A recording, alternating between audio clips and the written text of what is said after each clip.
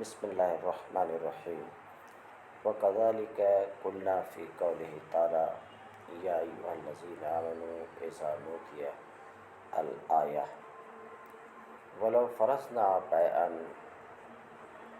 لَا يَمْنَعُ الْعَاقِدَيْنِ عَنِ السَّعْيِ إِلَى الْجُمُعَةِ بِأَنْ كَانَ فِي سَفِينَةٍ تَجْرِي إِلَى الْجَامِعِ لَا يَكْرَهُ الْبَيْعَ۔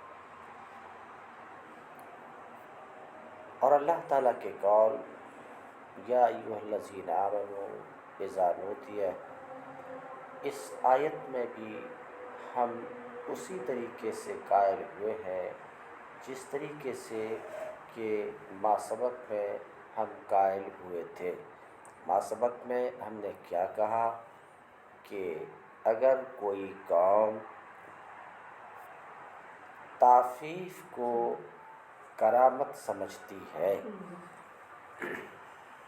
بولو با، تعفیف کو کرامت سمجھتے کوئی قوم تعفیف کو کرامت سمجھتی ہے تو اس قوم کے لیے اپنے والدین کو اف کہنا حرام نہ ہوگا، کیونکہ اللہ رب العزت نے جو یہ فرمایا ہے کہ وَلَا تَقُل لَهُمَا اف، والدین کو اف نہ کہو، تعفیف سے منع کیا ہے ایذا کی وجہ سے، تو جہاں ایذا ہے وہاں حرام ہے، اور جہاں ایذا سمجھ رہے ہو تکلیف پہنچانا، اور جہاں ایذا نہیں وہاں حرام نہیں۔ تو جس طریقے سے ہم نے یہ کہا کہ اگر کسی قوم کی اصطلاح میں تعفیف عزت کا لفظ ہے، سمجھ رہے کہ نہیں، عزت کا لفظ ہے، کرامت کا لفظ ہے، تو اس قوم کے یہاں اس لفظ کا بولنا حرام نہیں ہے۔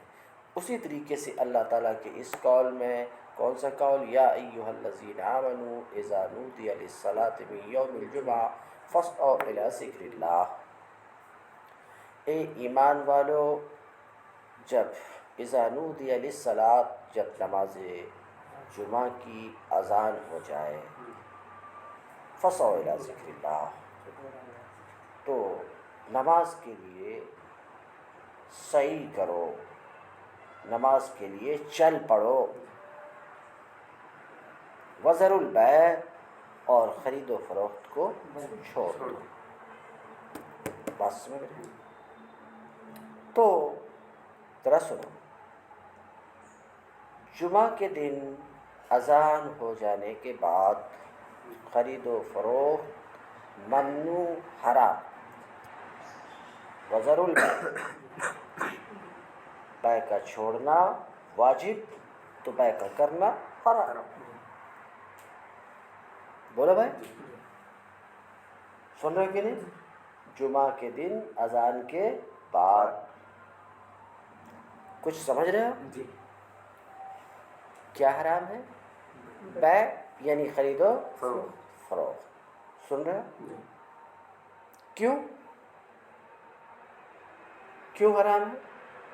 اللہ تعالیٰ نے حرام کیا، کیوں؟ اس کی علت اس لیے کہ جب اذان ہونے کے بعد بھی آدمی خرید و فروخت میں لگا رہے گا، بات سمجھ رہے کہ تو جمعہ کی طرف وہ چل نہیں سکے گا، جا نہیں سکے گا، بات سمجھ رہے ہیں؟ تو بیع کی حرمت کی وجہ ترک سعی ہے، سعی میں دشواری ہو رہی، یعنی مسجد کی طرف، نماز جمعہ کی طرف جانا، سمجھ رہے ہیں؟ اس کا ترک ہے، کیونکہ لگا ہوا یہاں ہے، تو بیع کی حرمت کی وجہ ترک یہی نا۔ تو بیع حرام کب؟ جب ترک سعی ہو، جب کہ چلنے میں وہ مخل ہو، کہاں چلنے میں؟ نماز جمعہ کے لیے جانے میں وہ مخل ہو، سن رہے؟ تو اگر جانے میں خلل نہ ہو، نماز جمعہ کے لیے جانے میں ڈسٹربنس نہ ہو، اور بیع بھی ہو جائے، تو پھر یہ بیع حرام تو نہیں ہوگی، کیونکہ جو منع کیا گیا، حرام کیا گیا، کس وجہ سے؟ ترک سعی کی وجہ سے. سمجھ رہے ہو کہ جانے میں، سمجھ رہے، وہ مخل ہے نماز جمعہ کے لیے، جانے میں وہ کیا ہے؟ مخل ہے. تو منع کی وجہ ترک سعی. سمجھ رہے کہ نہیں؟ تو اگر بیع بھی ہو اور چلنے میں خلل بھی نہ ہو تو ظاہر سی بات ہے وہ بیع تو حرام نہیں ہوگی.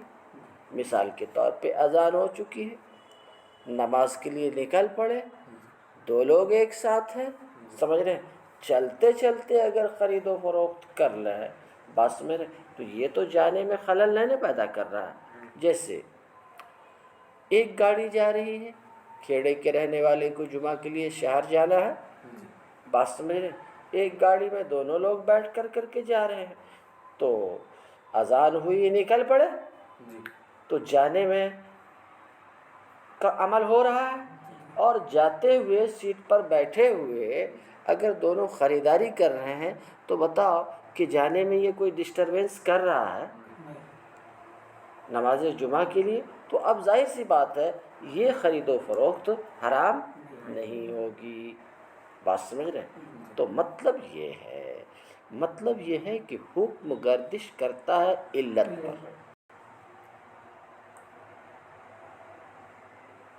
بیع حرام اگر ترک سعی ہو تو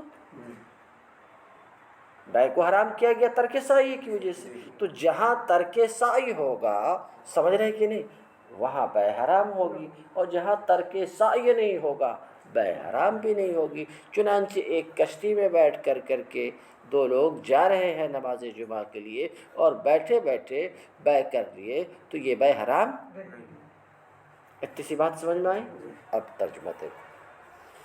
اسی طریقے سے ہمارا کہنا ہے اللہ تعالیٰ کے قول یا ایھا الذین آمنوا اذا نودی میں ولو فرضنا بیعا، اگر ہم کسی بیع کو فرض کریں، خرید و فروخت، کسی ایسے بیع کو فرض کریں جو عاقدین کو، دو عقد کرنے والے یعنی خریدنے اور بیچنے والے، سمجھ رہے ہو، جو عاقدین کو جمعہ کی طرف جانے سے نہ روکے، جمعہ کی طرف جانے سے بہی طور کہ دونوں یعنی عاقدین، خریدار، خریدنے والا اور بیچنے والا، بہی طور کہ دونوں ایک ایسی کشتی میں سوار ہوں جو جامع مسجد کو جا رہی ہو، الالجامع، جامع مسجد کو جا رہی ہو، سمجھ رہے، لا یکرہ البیع، تو اب یہ بیع مکروہ نہیں ہے. سمجھ گئے بات؟ سمجھ میں آ گئی؟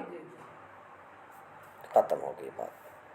تو اس سے یہ بات سمجھ میں آئی ہوگی، سمجھ میں آ کے حکم گھومتا ہے علت پر. بات سمجھ رہے؟ آگے ایک مسئلہ وَعَلَىٰ هَٰذَا قُلْنَا، اسی بنا پر ہم یہ بات بھی کہتے ہیں. کس بنا پر؟ کہ حکم وجوداً اور عدماً علت پر گردش کرتا ہے. علت موجود ہوگی تو حکم موجود ہوگا، علت معدوم ہوگی تو حکم معدوم ہوگا. ہمارا یہ کہنا بھی ہے. اسی قانون کے بنا پر، قانون سن لیے کہ علت پر حکم پھرتی ہے، گھومتی ہے. اذا حلف لا یضرب امرأتہ فمت شعرها او عزها او خنقها یحنس. ایک آدمی نے قسم کھائی، اذا حلف ہے جب کسی نے قسم اٹھائی، کیا اٹھائی؟ کہ لا یضرب امرأتہ، وہ اپنی بیوی کو نہیں مارے گا. مثلا یوں قسم کھایا، واللہ لا اضرب امراتی، اللہ کی قسم میں اپنی بیوی کو نہیں ماروں گا. سن رہے؟ تو کسی نے قسم کھائی کہ وہ اپنی بیوی کو نہیں مارے گا. اب ذرا ٹھہرو، مارنا ابھی اس پر گفتگو آ رہی ہے، آگے آ رہی، میں یہیں پر رک کر کے بول رہا ہوں. ضرب، جو بھی شخص عربی زبان کا واقف کار ہے وہ اس لفظ کو سن کر کے ہی واللہ لا اضرب معنی سمجھ جائے گا کہ ضرب کا معنی ہے تکلیف پہنچانا. کیا؟ تکلیف پہنچانا. تو کیا قسم کھایا؟ اللہ کی قسم میں اپنی عورت کو تکلیف نہیں پہنچاؤں گا. یہی بات سمجھ رہے ہیں؟ اب اس نے مارا تو نہیں، سمجھ رہے کہ نہیں؟ بال پکڑ کر کے کھینچا،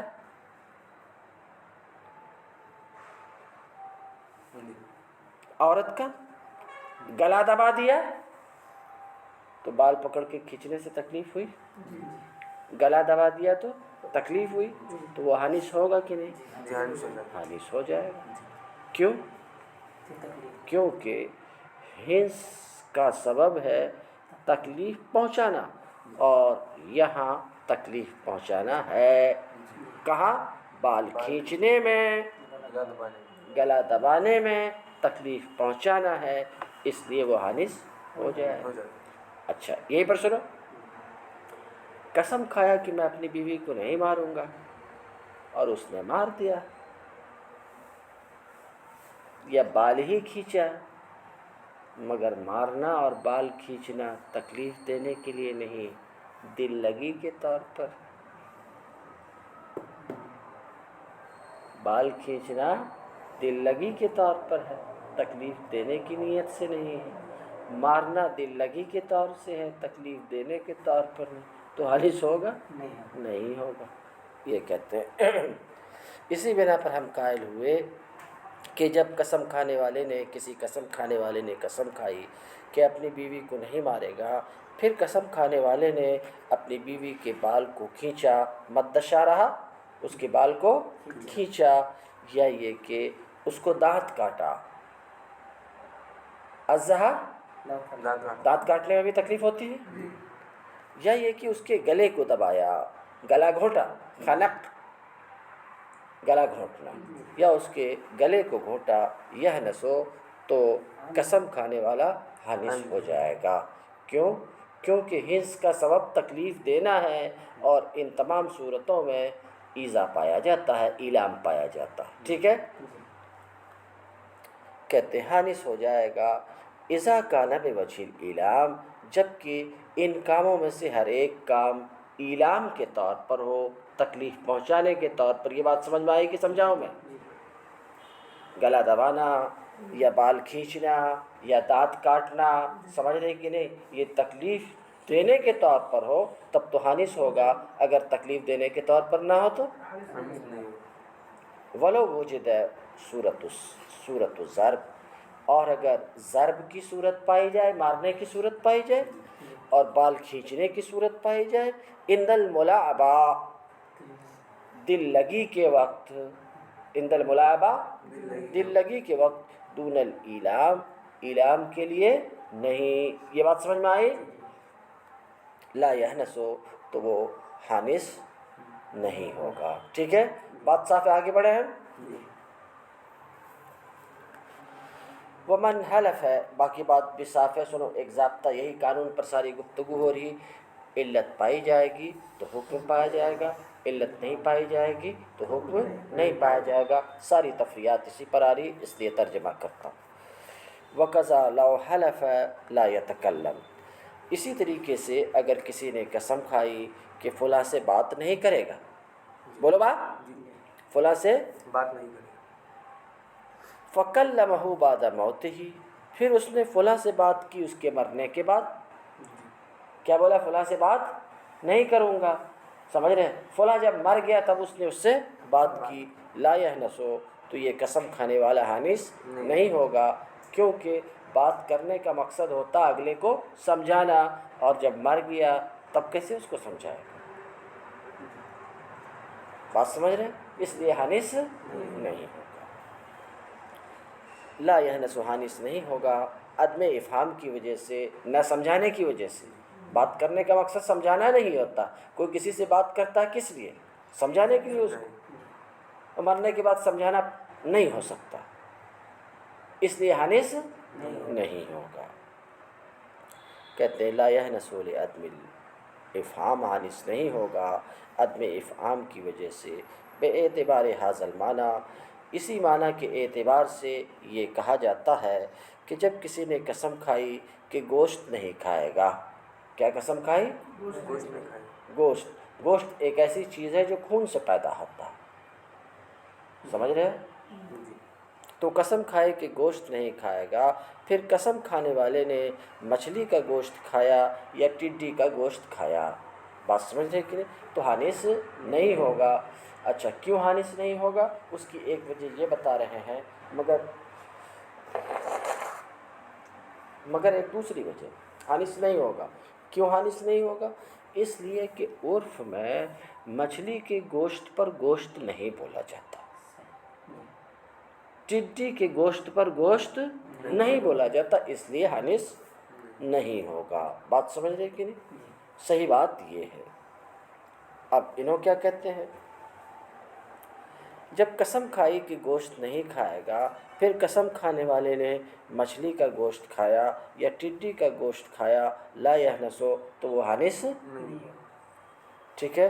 ولو اکل لحم الخنزیر او الانسان، اور اگر اس نے کھا لیا خنزیر کا گوشت یا انسان کا گوشت تو حانس ہو جائے گا، کیونکہ اس پر گوشت بولا جاتا ہے۔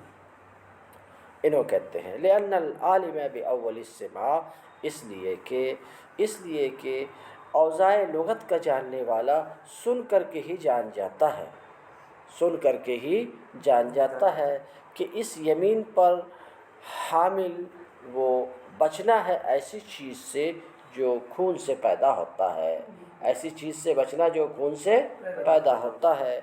فیکون الاحتراز عن الدمویات، تو ایسی صورت میں مقصود کیا ہے؟ دمویات، خون سے پیدا ہونے والی چیز سے بچنا۔